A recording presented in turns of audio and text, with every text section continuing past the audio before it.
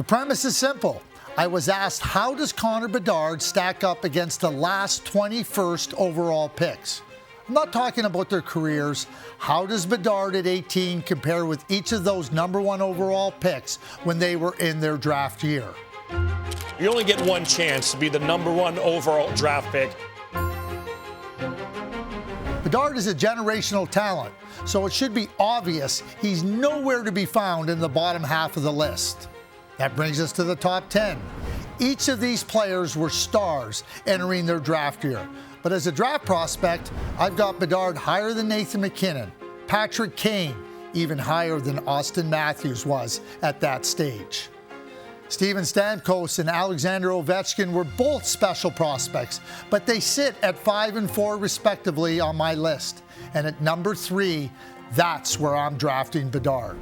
It's not just the buzz of the fans and us there, but every single NHL scout, executive, general manager was feeling the exact same way.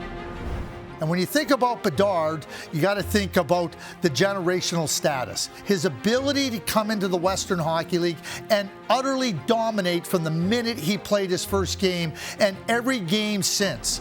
U18 tournament, domination. U20 tournament, domination, 2 gold medals. And dominating the tournament at the 2023 one like no other player has done at that age since Wayne Gretzky did it in 1978. He is the show, he is the story. Even McDavid didn't dominate the World Juniors like this at 17. So when you think about Connor Bedard, you think about somebody that does things that nobody else has done, and that's a generational player. As prospects coming into the league, there are only 2 players in the last 20 years that have been better.